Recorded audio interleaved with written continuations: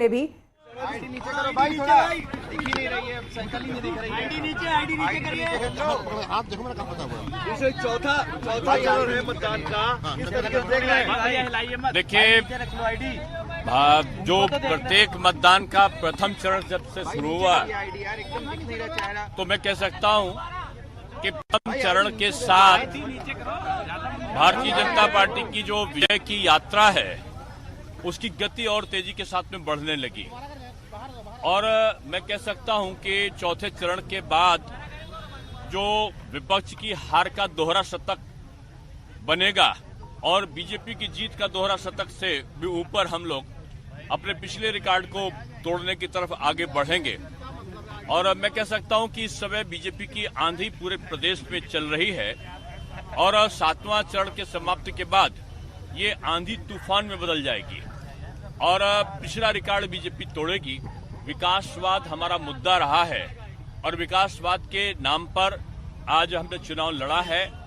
और मैं कह सकता हूं कि मोदी जी और योगी जी अब हर घर में पहुंचे हैं, हर घर में उनकी तस्वीर है और हर घर में दिलों में तस्वीर है और जो उनके द्वारा किए गए कार्य हैं वो घर घर पहुंचे हैं। और निश्चित रूप में ये चुनाव तो डिप्टी सीएम दिनेश शर्मा को सुन रहे थे आप। मतदान करने के बाद बाहर निकले हैं, मीडिया से बातचीत कर रहे हैं और उनका कहना है कि डबल इंजन की सरकार ने उत्तर प्रदेश में जो विकास किया है उसी के आधार पर जनता वोट कर रही है। अपनी जीत को लेकर पूरी तरीके से आश्वस्त हैं और ये कह रहे हैं कि चौथे चरण तक जनता ने यह तय कर दिया है कि एक बार फिर से बीजेपी की सरकार बनने जा रही है। 7वें चरण के बाद वो आंधी को तूफान में बदल जाने की बात कर रहे हैं। पूरा भरोसा है कि हमने जो लक्ष्य तय किया है उसे हर हाल में। स्वास्थ्य के क्षेत्र में भी जहां 2-3 मेडिकल कॉलेज हुआ करते थे, 5 सालों में आज 32 मेडिकल कॉलेज काम कर रहे हैं। जहां 2-3 हवाई अड्डे संचालित थे वहां 14 हवाई अड्डे संचालित हैं। एशिया का सबसे बड़ा जेवर का एयरपोर्ट बनना शुरू हो गया है। 5 एक्सप्रेसवे और 6 मेट्रो का संचालन, ये प्रदेश की बड़ी उपलब्धियां हैं। कि इस बार का जो विधानसभा चुनाव है, जनता स्वयं चुनाव लड़ रही है।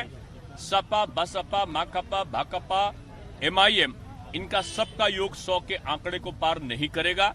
भारतीय जनता पार्टी अपनी जीत का रिकॉर्ड स्वयं पार करेगी।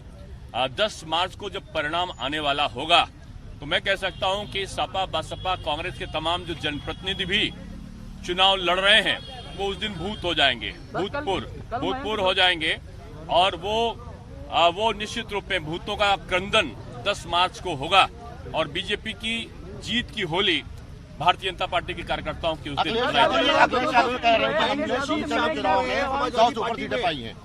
मैंने कहा ना कि दावा कोई कर सकता है, दावा करने का अधिकार है। MIM भी कह रही मैं सरकार बनाऊंगी। देखिए, केवल तस्वीर जो है मोदी जी और योगी जी की हर मतदाता के दिल में है। बाकी किसी तस्वीर का कोई महत्व नहीं। बीजेपी सारी सीटों को भारी बहुमत से जीत रही है। पिछला रिकॉर्ड बीजेपी तोड़ेगी।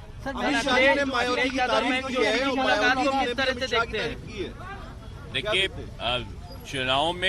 चुनाव आते हैं जाते हैं